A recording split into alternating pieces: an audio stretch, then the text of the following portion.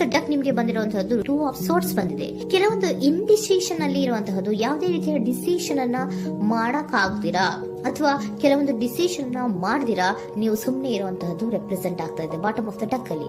ನಿಮ್ಮ love life ನ ವಿಚಾರದಲ್ಲಿ ರೀಸೆಂಟ್ ಪಾಸ್ಟ್ ನಲ್ಲಿ ಕೆಲವೊಂದು ರೀತಿಯ ಎಂಡಿಂಗ್ ಗಳಾಗಿರುವಂತಹದ್ದು, ಲವ್ ಲೈಫ್ ನ ವಿಚಾರದಲ್ಲಿ ಕೆಲವೊಂದು ರೀತಿಯ ಡಿಸ್ಟರ್ಬೆನ್ಸ್ ಗಳಾಗಿರುವಂತಹದ್ದು, ಅವ್ಯವಸ್ಥೆಗಳಾಗಿರುವಂತಹದ್ದು, ಸಮಾಧಾನ ಇಲ್ಲದೆ ಇರುವಂತಹದ್ದು ರೆಪ್ರೆಸೆಂಟ್ ಆಗ್ತಾ ಇದೆ.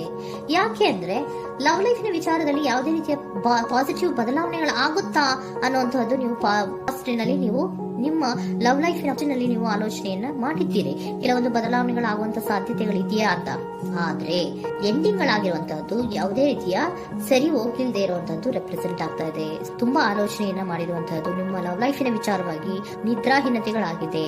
ಕೆಲವೊಂದು ರೀತಿಯ ಸ್ಟ್ರೆಸ್ಸಿಗೆ ಒಳಗಾಗಿರುವಂತಹದ್ದು ನಿಮ್ಮ ರೀಸೆಂಟ್ ಪಾಸ್ಟಿನಲ್ಲಿ ನಡೆದಿರುವಂತಹದ್ದು. ಲವ್ ಲೈಫಿನ ವಿಚಾರವಾಗಿ ಯಾವುದೇ ರೀತಿಯ ಅಂತ ಸಮಾಧಾನದ ಏನು ನಿಮ್ಗೆ ನಡೆದಿಲ್ಲ. ಆ ಕಾರಣಕ್ಕೆ ನಿಮ್ಗೆ ಕೆಲವೊಂದು ವಿಚಾರಗಳನ್ನ ಡಿಸಿಷನ್ ತಗೊಳ್ಳುವಂತಹದ್ದು, ಡಿಸೈಡ್ ಅನ್ನ ಮಾಡುವಂತಹದ್ದು ನಿಮ್ಗೆ ಕಷ್ಟ ಆಗ್ತಾ ಇರೋದು. ನೀವು ಪ್ರೆಸೆಂಟ್ ಸಿಚುವೇಶನ್ ಅಲ್ಲಿ ಬರುವಂತಹ ಆಫರ್ಗಳನ್ನ ನೀವು ಏನ್ ಮಾಡ್ತಾ ಇದ್ದೀರಾ ಅಂದ್ರೆ ರಿಜೆಕ್ಟ್ ಮಾಡ್ತಾ ಇದ್ದೀರಾ ಅಥವಾ ಮಿಸ್ ಮಾಡ್ಕೋತಾ ಇದ್ದೀರಾ. ಕೆಲವೊಂದು ಆಪರ್ಚುನಿಟೀಸ್ ಗಳು ಬಂದ್ರು ಕೂಡ ಅದರ ಬಗ್ಗೆ ನೀವು ಕರೆಕ್ಟ್ ಆಗಿ ಗಮನವನ್ನ ಕೊಡ್ತಾ ಇಲ್ಲ. ಯಾಕೆ ಕೊಡ್ತಾ ಇಲ್ಲ? ನಿಮ್ಗೆ ಗೊತ್ತಾಗ್ತಿಲ್ಲ ಏನ್ ಮಾಡ್ಬೇಕು. ಅದಕ್ಕೋಸ್ಕರ ನೀವ್ ಏನ್ ಮಾಡ್ತಿದ್ದೀರಾ, ಎಂಡಿಂಗ್ ಆದಂತಹ ಆಫರ್ಗಳಿರ್ಬೋದು ಅಥವಾ ಬೇರೆ ಯಾವುದೇ ಆಫರ್ಗಳಿರ್ಬೋದು ಬಂದ್ರೆ ಅದನ್ನ ನೀವು ಗಮನನೇ ಕೊಡದೇ ಇರುವಂತಹದ್ದು. ಯಾವುದೋ ಕೆಲವು ವಿಚಾರ ನಿಮ್ಮ ಲವ್ ಲೈಫ್ ನ ವಿಚಾರವಾಗಿ ಕೆಲವೊಂದು ರೀತಿಯ ಮತ್ತಷ್ಟು ಮುಂತದ್ದು ಅಂದ್ರೆ ರಿವ್ಯಾಲ್ಯೂಯೇಷನ್ ಅನ್ನ ಮಾಡ್ತಾ ಇರುವಂತಹದ್ದು ರೆಪ್ರೆಸೆಂಟ್ ಆಗ್ತದೆ. ಪ್ರೆಸೆಂಟ್ ಅಲ್ಲಿ ನಾನು ಯಾವುದೇ ಆಫರ್ ಅನ್ನ ತಗೊಳ್ಳುವಂತ ಸ್ಥಿತಿಯಲ್ಲಿ ಇಲ್ಲ ಅನ್ನುವಂತ ರೀತಿಯಲ್ಲಿ ನೀವು ಆಫರ್ಗಳನ್ನ ಮಿಸ್ ಮಾಡ್ಕೊಳ್ಳುವಂತಹದ್ದು ಅಥವಾ ರಿಜೆಕ್ಟ್ ಮಾಡುವಂತಹದ್ದು ರೆಪ್ರೆಸೆಂಟ್ ಆಗ್ತಾ ಇದೆ. ನೆಕ್ಸ್ಟ್ ಕಾರ್ಡ್ ಬಂದಿರುವಂತಹದ್ದೇನು, ಪ್ರೆಸೆಂಟ್ ಅಲ್ಲಿ ಪೇಜ್ ಆಫ್ ಸೋರ್ಟ್ಸ್ ಬಂದಿದೆ. ಯಾವುದೋ ಒಂದು ನಿಮ್ಮ ಲವ್ ಲೈಫ್ ನ ವಿಚಾರವಾಗಿ ಬಹಳಷ್ಟು ಕ್ಯೂರಿಯಾಸಿಟಿಯಿಂದ ಏನೋ ವಿಚಾರವನ್ನ ತಿಳ್ಕೊತಾ ಇದ್ದೀರಾ, ಬಹಳಷ್ಟು ಕ್ಯೂರಿಯಾಸಿಟಿಯಿಂದ ತಿಳ್ಕೊತಾ ಇದ್ದೀರಾ ಏನಾಗ್ತಾ ಇದೆ, ಹೇಗಾಗ್ತಾ ಇದೆ ಅಂತ. ತುಂಬಾನೇ ನೀವು ಕೆಲವೊಬ್ರು ಲವ್ ಲೈಫ್ ನ ವಿಚಾರದಲ್ಲಿ ತುಂಬಾನೇ ಮಾತು ಕೂಡ ಆಡ್ತಾ ಇರುವಂತಹದ್ದು ರೆಪ್ರೆಸೆಂಟ್ ಆಗ್ತಾ ಇದೆ. ಏನಾಗ್ತಾ ಇದೆ, ಹೇಗಾಗ್ತಾ ಇದೆ, ಈ ಗಲಿಬಿಲಿಗಳು, ಡಿಸ್ಟ್ರಾಕ್ಷನ್ಸ್ ಗಳು ಅಥವಾ ಡಿಸಿಷನ್ಸ್ ನ ಮಾಡಕ್ಕಾಗದೆ ಏನಕ್ಕೆ ಒದ್ದಾಡ್ತಿದೀವಿ ಅನ್ನೋದ್ರ ಬಗ್ಗೆ ಕೂಡ ನೀವು ಕೆಲವೊಂದು ರೀತಿಯ ಮಾತಾಡ್ತಾ ಇರುವಂತಹದ್ದು ರೆಪ್ರೆಸೆಂಟ್ ಆಗ್ತಾ ಇದೆ. ಯಾವಾಗ ಕೆಲವೊಂದು ವಿಚಾರಗಳಲ್ಲಿ ನೀವು ಮಾತಾಡಿ ಕ್ಲಿಯರ್ ಅನ್ನ ಮಾಡ್ಕೊಂತೀರೋ ಆಗ ನೀವು ಕೆಲವೊಂದು ರೀತಿಯ ಆಕ್ಷನ್ಸ್ ಗಳನ್ನ ತಗೋಬೇಕು ಅನ್ನೋಂಥ ನಿರ್ಧಾರವನ್ನ ಮಾಡಿರುವಂತದ್ದು.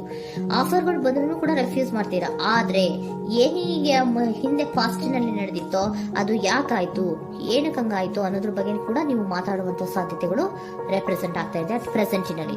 ಆಮೇಲೆ ನೀವು ಮಾತಾಡಿದ ಮೇಲೆ ಕೆಲವೊಂದು ರೀತಿಯ ನಿರ್ಧಾರಗಳನ್ನ ಮಾಡುವಂತಹದ್ದು. ನೈಟ್ ಆಫ್ ವ್ಯಾಂಡ್ಸ್ ಬಂದಿದೆ. ಸೊ ಆವಾಗ ನೀವು ನಿಮ್ಮ ಕೆಲವೊಂದು ವಿಚಾರಗಳಲ್ಲಿ ಕ್ಲಾರಿಟಿಗೆ ಬಂದ ಮೇಲೆ ನಿಮ್ಮ ಲೈಫ್ ನ ವಿಚಾರದಲ್ಲಿ ಕೆಲವೊಂದು ಆಕ್ಷನ್ ಗಳನ್ನ ತಗೊಳ್ಳುವಂತಹದ್ದು ರೆಪ್ರೆಸೆಂಟ್ ಆಗ್ತಾ ಇದೆ.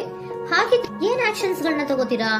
ಈಗ ಕೆಲವೊಂದು ರೀತಿಯ ಆಫರ್ಗಳನ್ನ ನೀವು ಬಂದಂತಹ ಆಫರ್ಗಳನ್ನ ನೀವು ಏನ್ ಮಾಡಿದೀರಾ, ರೆಫ್ಯೂಸ್ ಅನ್ನ ಅಟ್ ಪ್ರೆಸೆಂಟ್ ಅಲ್ಲಿ ಮಾಡಿದ್ದೀರಾ. ಈಗಲೂ ಕೂಡ ನೀವು ಬಂದಂತಹ ಆಫರ್ ಅನ್ನ ನೀವೇನ್ ಮಾಡ್ತೀರಾ, ರೆಫ್ಯೂಸ್ ಅನ್ನ ಮಾಡ್ತೀರಾ ಅಥವಾ ರಿಜೆಕ್ಟ್ ಅನ್ನ ಮಾಡ್ತೀರಾ. ಯಾಕೆ?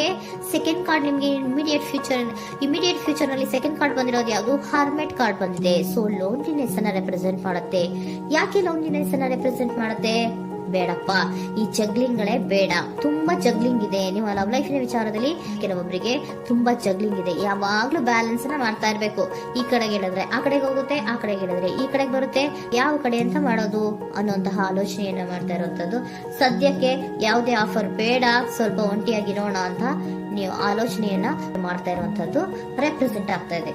ಮತ್ತೆ ಕೆಲವೊಬ್ಬರಿಗೆ ಕೆಲವೊಂದು ರೀತಿಯ ಕ್ಯೂರಿಯಾಸಿಟಿಯಿಂದ ಏನಾಗ್ತಾ ಇದೆ ಅಂತ ವಿಷಯಗಳನ್ನ ತಿಳ್ಕೊಂಡ್ಮೇಲೆ ಕೆಲವೊಂದು ಆಕ್ಷನ್ಸ್ ಗಳನ್ನ ತಗೊಳ್ಳುವಂತದ್ದು ಕೂಡ ರೆಪ್ರೆಸೆಂಟ್ ಆಗ್ತಾ ಇದೆ. ಯಾವುದೇ ರೀತಿಯ ಭಯ ಇಲ್ಲದೆ ವಿಷಯಗಳನ್ನ ತಿಳ್ಕೊಂಡು ನೀವು ಆಫರ್ಗಳನ್ನ ಅಟ್ ಪ್ರೆಸೆಂಟ್ ಅಲ್ಲಿ ರೆಫ್ಯೂಸ್ ಮಾಡೋ ಸಾಧ್ಯತೆಗಳು ಕೂಡ ಕೆಲವೊಬ್ಬರಿಗೆ ರೆಪ್ರೆಸೆಂಟ್ ಆಗ್ತದೆ. ಯಾಕೆ ಆಫರ್ಗಳನ್ನ ರೆಫ್ಯೂಸ್ ಮಾಡ್ತೀರಾ? ನಿಮ್ಮ ಲವ್ ಲೈಫ್ ನ ವಿಚಾರದಲ್ಲಿ ಬರೀ ಜಗ್ಲಿಂಗ್, ತುಂಬಾ ಬ್ಯಾಲೆನ್ಸ್ ಅನ್ನ ಮಾಡ್ಬೇಕು. ಯಾವ ಕಡೆ ಮಾಡ್ಬೇಕು, ಹೇಗ್ ಮಾಡ್ಬೇಕು ಗೊತ್ತಾಗದೇ ಇಲ್ಲ. ನೀವೇನ್ ಮಾಡ್ತೀರಾ, ಸ್ವಲ್ಪ ದಿನದ ಮಟ್ಟಿಗೆ ನಾನು ಲೋನ್ಲಿ ಆಗಿರ್ಬೇಕು ಅನ್ನೋದನ್ನ ಇಲ್ಲಿ ನಿಮ್ಗೆ ಲವ್ ಲೈಫ್ ನ ವಿಚಾರವಾಗಿ ರೆಪ್ರೆಸೆಂಟ್ ಆಗ್ತಾ ಇದೆ. ಈ ಎಲ್ಲಾ ಕನ್ಫ್ಯೂಷನ್ಸ್ ಇರೋದ್ರಿಂದಲೇ ನಿಮ್ಗೆ ಬಾಟಮ್ ಆಫ್ ದ ಡಕ್ ಬಂದಿರೋಂತದ್ದು 2 ಆಫ್ ಸೋರ್ಟ್ಸ್ ಬಂದಿರೋಂತದ್ದು.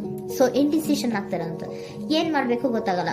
ಅದಕ್ಕೇನೆ ನೀವು ಇಲ್ಲಿ ಕುತ್ಕೊಂಡ್ಬಿಟ್ಟಿದ್ದೀರಾ, ನನ್ನ ಲವ್ ಲೈಫ್ ನ ವಿಚಾರವಾಗಿ ಯಾವ ನಿರ್ಧಾರವನ್ನ ಮಾಡ್ಬೇಕು ಅನ್ನುವಂತಹ ಆಲೋಚನೆಯನ್ನ ಮಾಡ್ತಾ ಇರುವಂತದ್ದು, ಹಾಗೇನೆ ಮಾಡುವಂತದ್ದು ನಿಮ್ಗೆ ರೆಪ್ರೆಸೆಂಟ್ ಆಗ್ತಾ ಇರೋದು. ಕೆಲವೊಬ್ರು ರೆಫ್ಯೂಸ್ ಅನ್ನ ಮಾಡಿ ಮುಂದೆ ಹೋಗುವಂತ ಸಾಧ್ಯತೆಗಳು ಇರುವಂತಹದ್ದು. ಮತ್ತೆ ಕೆಲವೊಬ್ರು ಆಫರ್ಗಳನ್ನ ಬರುವಂತದನ್ನ ಬ್ಯಾಲೆನ್ಸ್ ಅನ್ನ ಮಾಡಬೇಕು, ಜಗ್ಲಿಂಗ್ ಅನ್ನ ಮಾಡಬೇಕು, ಸದ್ಯದ ಮಟ್ಟಿಗೆ ಒಂಟಿಯಾಗಿ ಇರೋಣ ಅಂತ ಆಲೋಚನೆಯನ್ನ ಮಾಡ್ತಾ ಇರುವಂತದ್ದು ರೆಪ್ರೆಸೆಂಟ್ ಆಗ್ತಾ ಇದೆ. ನಿಮ್ಗೆ ಏಂಜಲ್ ಗೈಡೆನ್ಸ್ ಏನ್ ಕೊಡ್ತಾ ಇದ್ದಾರೆ, ಡೋಂಟ್ ಸ್ಟಾಪ್. ಇಲ್ಲಿ ಡೋಂಟ್ ಸ್ಟಾಪ್ ಇನ ಅರ್ಥ ಏನಪ್ಪಾ ಅಂದ್ರೆ, ಯಾವ ಕೆಲವು ವಿಚಾರಗಳ ಬಗ್ಗೆ ಕ್ಲಾರಿಟಿ ಬೇಕು ನಿಮ್ಗೆ, ಯಾವ ವಿಚಾರಗಳಲ್ಲಿ ನೀವು ಕನ್ಫ್ಯೂಷನ್ಸ್ ಅಲ್ಲಿ ಒದ್ದಾಡ್ತಾ ಇದ್ದೀರಾ, ಏನ್ ಕ್ಲಾರಿಟಿ ಬೇಕೋ ಅದನ್ನ ಧೈರ್ಯವಾಗಿ ಮುಂದೆ ಬಂದು ಅದನ್ನ ಕ್ಲಾರಿಟಿಯನ್ನ ತಗೊಂಡು ಮುಂದೆ ಹೋಗು, ಅಲ್ಲೇ ನಿಂತ್ಕೋಬೇಡ ಅನ್ನುವಂಥದ್ದನ್ನ ನಿಮ್ಗೆ ಹೇಳ್ತಾ ಇದ್ದಾರೆ. ಯಾವ ವಿಚಾರವನ್ನ ನೀವು ಲವ್ ಲೈಫ್ ನ ವಿಚಾರದಲ್ಲಿ ಏನ್ ಈ ಜಗ್ಲಿಂಗ್ಗಳು ಅಥವಾ ಈ ಬ್ಯಾಲೆನ್ಸ್ ಗಳನ್ನ ಮಾಡ್ಕೊಂಡು ಅಥವಾ ಎಳ್ದಾಟಗಳನ್ನ ಮಾಡ್ಕೊಂಡಿದ್ದೀರೋ ಅಲ್ಲಿಗೆ ಕ್ಲಾರಿಟಿಯನ್ನ ತಗೊಳ್ಳಿ, ಧೈರ್ಯವಾಗಿ ಕ್ಲಾರಿಟಿಯನ್ನ ತಗೊಂಡು ನೀವು ಮುಂದೆ ಆಕ್ಷನ್ಸ್ ಅನ್ನು ತಗೊಳ್ಳುವಂತದ್ದು ರೆಪ್ರೆಸೆಂಟ್ ಆಗ್ತಾ ಇದೆ.